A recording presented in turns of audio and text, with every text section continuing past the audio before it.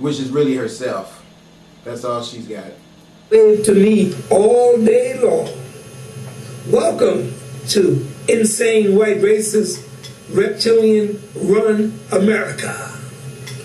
I kept wondering why this Jewish accountant Saul, who hangs out with the wealthy super rich billionaires, has brown teeth like the Queen of England and the snaggletooth politicians of England, both male and female, have.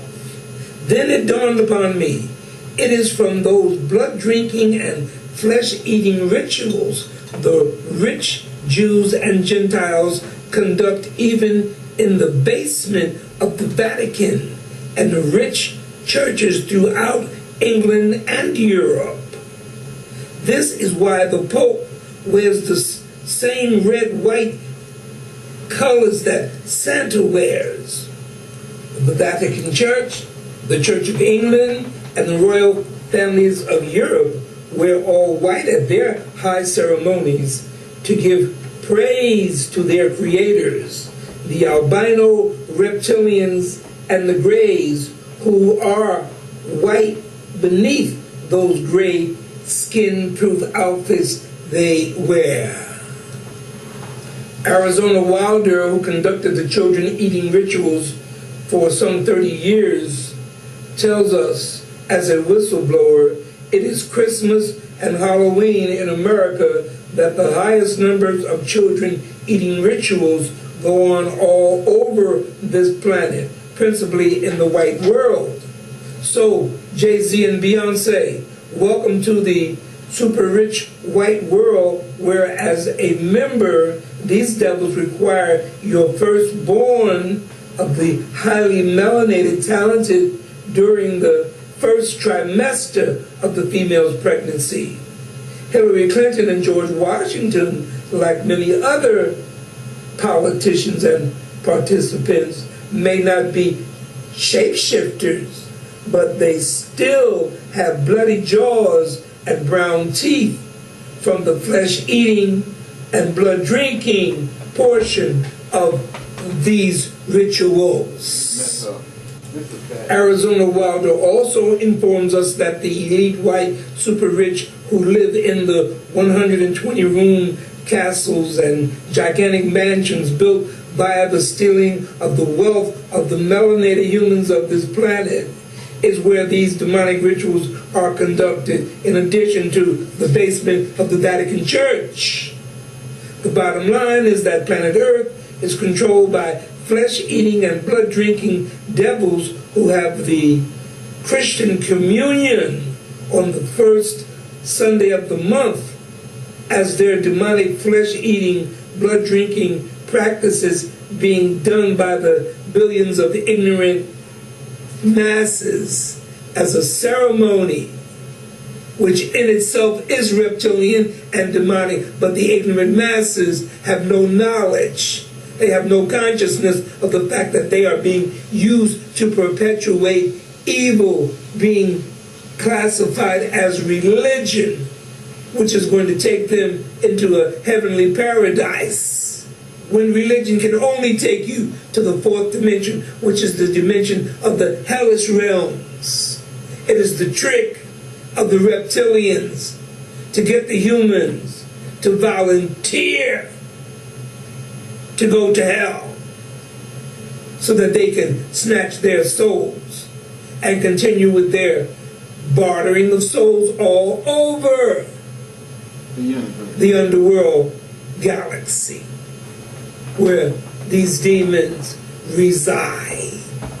So here we have it, the unsuspecting white world, which knows nothing of these super rich activities, are being used as shields for the evil acts of the brown teeth white cannibals to continue their demonic religion and promote the superiority of whiteness by the very omission of non-white actors and actresses, especially females who carry the power of creation the most, from gaining any TV and movie status.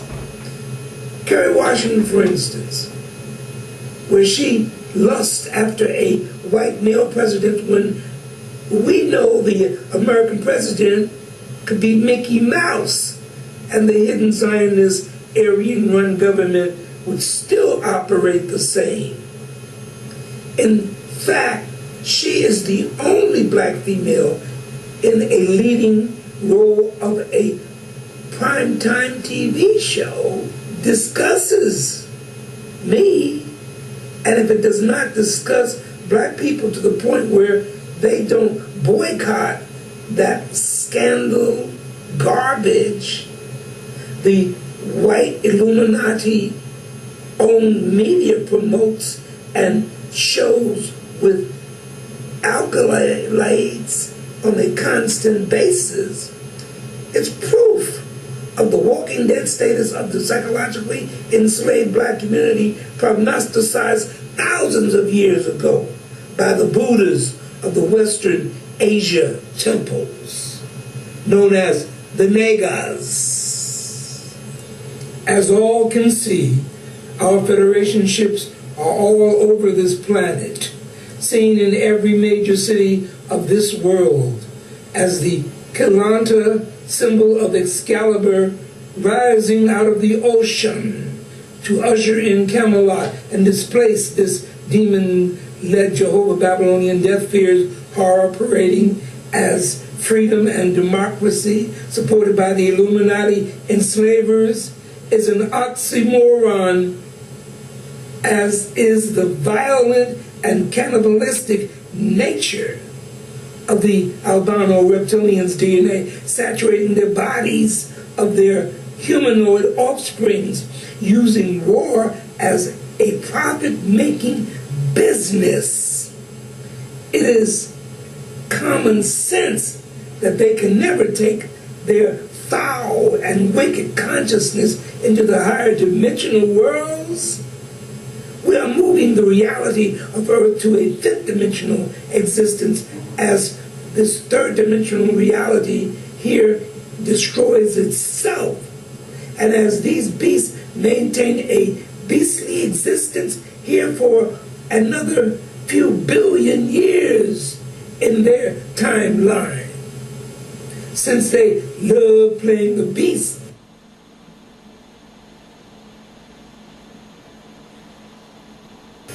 The Jewish Passover is the apex of their historical belief system, and it is a complete lie which never ever happened.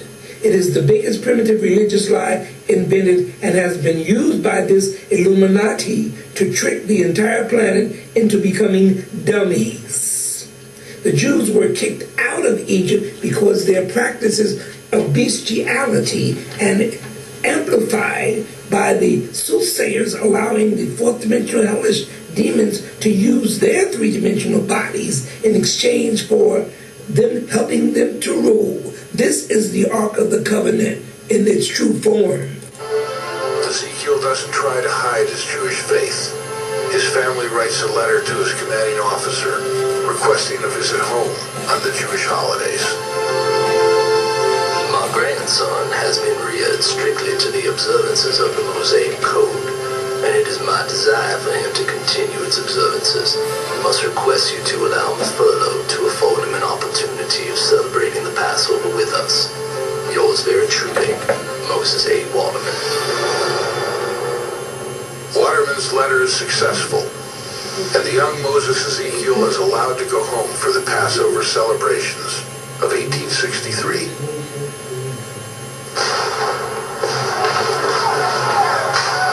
Just a few weeks later, Ezekiel is back at VMI, and later in the war, one of the many cadets that fight bravely at the Battle of Newmarket in Virginia's Shenandoah Valley. I remember on a hillside seeing one of our soldiers wounded, his body almost torn to pieces, and he said, "Boys, have we won this battle?" And when he was told yes we had, he groaned and said, "Thank God," and died. Moses Ezekiel. He was right in the middle of this horrible battle. He experienced the losses everybody anybody did that day of 10 of their fellow cadets? One of them is Thomas Jefferson's descendant, who was a good friend of Moses Ezekiel. After the battle, Ezekiel goes with another classmate and searches the battlefield, and they find Jefferson's descendant there. He's badly wounded in the chest, and Ezekiel holds him for days until he dies in his arms.